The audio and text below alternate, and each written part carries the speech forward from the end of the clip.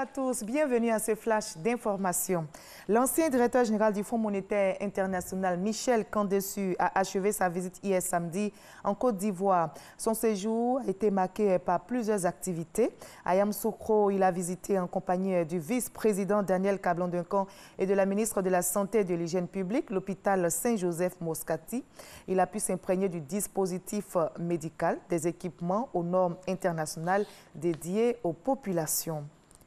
Nous sommes en juin et nous sommes en pleine saison de pluie en Côte d'Ivoire. Les populations, notamment à Abidjan, sont à la merci de ces pluies diluviennes qui causent des dégâts matériels dans la commune de Cocody. Précisément à la Riviera à Toban, une voie très fréquentée au quartier Zinsou menace de céder sous la pression de l'eau. Les pluies diluviennes ont amplifié l'érosion aux grandes dames des riverains qui appellent à l'aide. Il était l'invité de la 3e édition de la plateforme d'échange dénommée la matinale de la modernisation. Il s'agit du directeur général des douanes ivoiriennes, M. Pierre-Alphonse Da.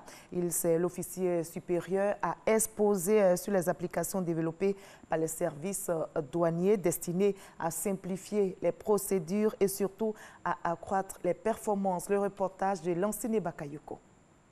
La numérisation des services offerts par la douane, axe important de modernisation, est un levier efficace de simplification des démarches des opérateurs et un soutien à la compétitivité des entreprises.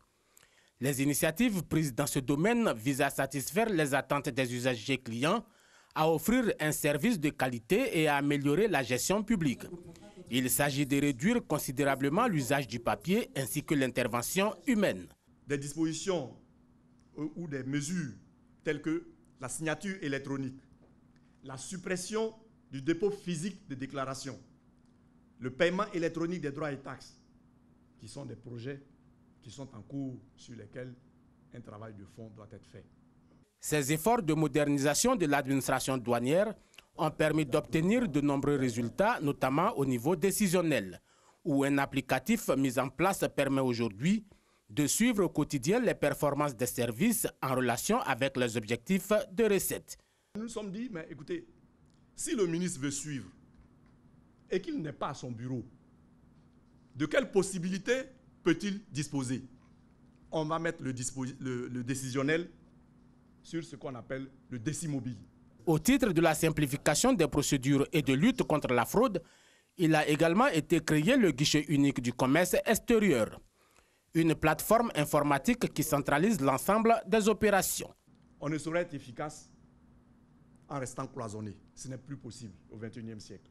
Alors, nous avons pensé qu'il était indispensable de nous interconnecter avec les administrations, les structures avec lesquelles nous travaillons le plus.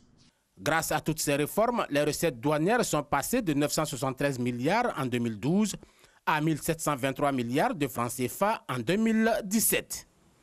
Depuis hier, la Miss Côte d'Ivoire 2018 est connue. Il s'agit de Fatem Sui, candidate numéro 7 représentant la région de Gbeke. La candidate âgée de 19 ans, étudiante en 2e année de communication d'entreprise, a été couronnée face à 25 autres candidates. Elle a totalisé 15,51% des voix et vient succéder ainsi à Mangali Agbane pour un mandat de 1 an avec un lot de récompenses dont un chèque de 10 millions de francs CFA et une voiture.